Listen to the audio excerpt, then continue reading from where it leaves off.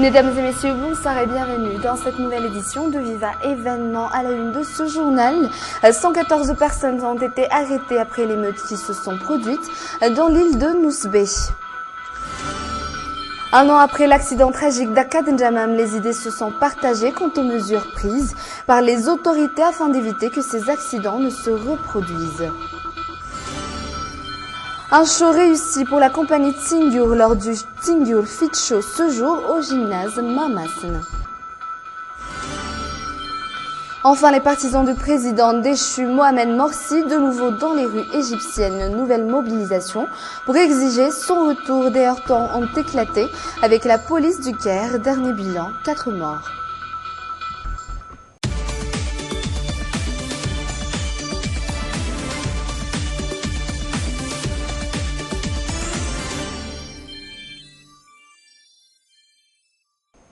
Quatorze personnes font à présent l'objet d'une enquête après les manifestations sur l'île de Nosy-Bé. Le rituel du jour fait dans le but de réconcilier la population sur l'île s'est fait aujourd'hui et la population revient à la vie quotidienne normale. Et toujours sur cette manifestation à Nosy-Bé qui s'est ébruitée dans le monde entier, surtout dans les médias français. Voici un reportage de France 24. Ils sont descendus sur les lieux. C'est un reportage dans lequel on pourrait constater que sur l'île, les gens font déjà comme si de rien n'était. C'est sur cette plage très touristique de Nosy-Bé que l'horreur s'est produite. Le Français et l'Italien, soupçonnés d'avoir tué un enfant, ont été lynchés et brûlés vifs ici par la foule. Il amène ici des voisins, regarde les enfants vous tuer. C'est comme ça. Regarde les enfants vous tuer, c'est mieux. On fait pareil comme vous avez fait avec les enfants. C'est ça qu'ils ont dit. Il a montré les enfants, après, on va coûter 200 francs. Sur cette place d'un quartier populaire, le Brasier, où a été jeté plus tard dans la journée le 3e suspect. L'homme a été lynché par des habitants en furie. Ses cendres sont toujours là. On se contente de les contourner. Ici, le lynchage public est considéré comme la justice du peuple. C'est interdit, mais ça, pour nous malgaches, ça c'est le gisement public. Le gisement public, ça c'est le gisement public, c'est tout. Après, ils ne font plus. 24 heures après ces lynchages, le calme est subitement revenu. Les touristes insouciants se baladent près des... Quelques mois seulement après l'accident tragique qui s'est produit à Aka N'Djamam, l'interdiction de l'emprunt de cette route par les camions ne rassure pas pour autant la plupart des marchands et leurs clients sur les lieux. Ils n'ont pourtant pas de solution à proposer quant à la résolution de ce problème. Étaient sur les lieux Marna Touinjavou et Yves Janel. Une quinzaine de personnes ont perdu la vie, toutes ont été renversées par un camion sur cette pente. Il y a de cela quelques mois, le véhicule dont les freins ont lâché, transportait pourtant plusieurs kilos de riz à sa charge, a tué 13 personnes sur le coup. Après l'accident, seule mesure prise par les autorités locales, la mise en place de cette barrière qui empêche désormais les camions de passer. Une décision dont certains ne sont pas tout à fait convaincus. Ils ne sont plus très nombreux, ça rassure. La barrière? Non, j'ai pas remarqué. C'est vraiment cette pente le jour du marché. Il y a du monde, ils sont pourtant beaucoup à transporter des marchandises de masse, à passer malgré les barrages.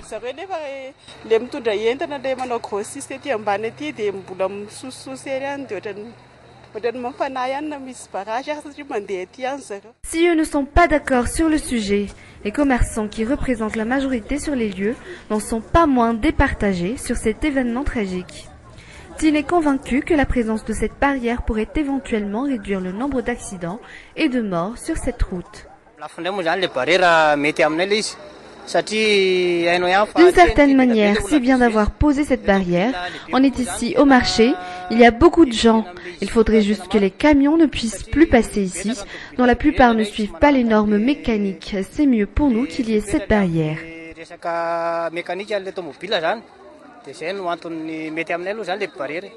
Pas tout à fait convaincu.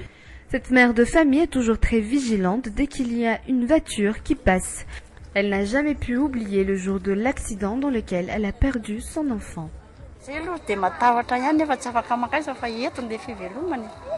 On a peur, mais on ne peut rien faire. C'est ici qu'on travaille. Mais dès que quelque chose arrive, chacun essaie de s'enfuir pour sauver sa vie.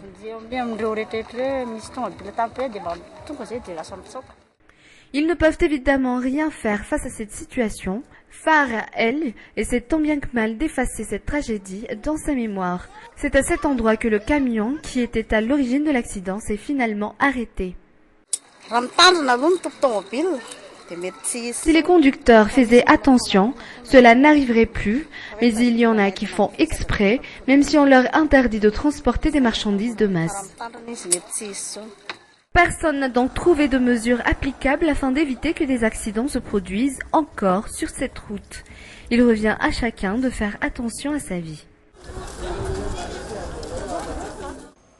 Et les vacances sont terminées pour les élèves en secondaire. Ils reviendront sur les bancs de l'école ce lundi.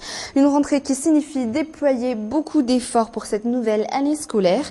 Quand il fait donc lors de cette dernière semaine de vacances, nos journalistes Manatou Indjavo et Yves Janel ont rencontré l'un d'entre eux. Reportage.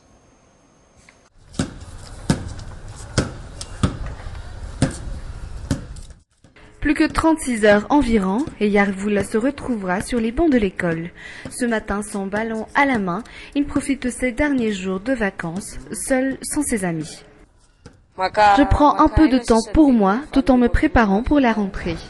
Yarvoul a réellement hâte de revenir en classe, qu'il a même laissé tomber son ballon pour préparer ses affaires. 20 cahiers qui lui serviront à partir de ce lundi. Il a retenu les leçons de l'année dernière.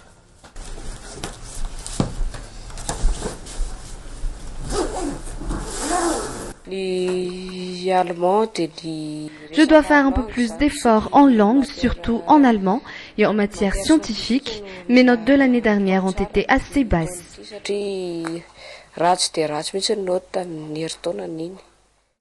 Mis à part les études proprement dites, Yarvoul, ce jeune de 13 ans, exprime sans hésitation son envie de renforcer sa maturité.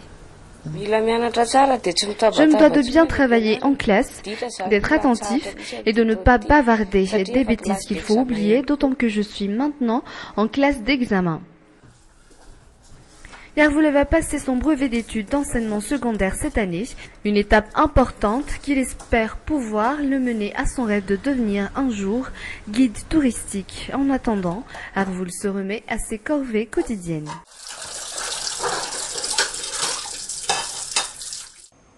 Tsingyuri Fit Show, un sport qui à la fois servi d'amusement à ceux qui ont assisté au gymnase couvert de Mamasna aujourd'hui. Un show qui est une totale réussite. Pour ses organisateurs étaient sur place Mampiona Ravalsan et Yves Janel. Et c'est parti!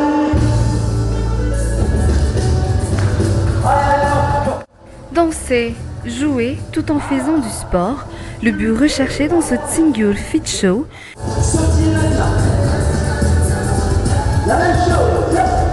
Que ce soit les adultes, les enfants, les malgaches et même les étrangers, chacun a su y trouver son plaisir.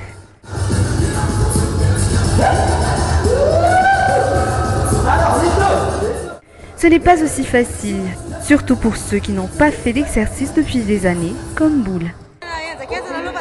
C'est assez dur, mais on ne se dit pas que l'on fait des exercices, c'est comme si on dansait. C'est également le cas pour Rarson, qui est un peu plus âgé. C'est très dur, mais on en a besoin. Je suis prêt à le refaire.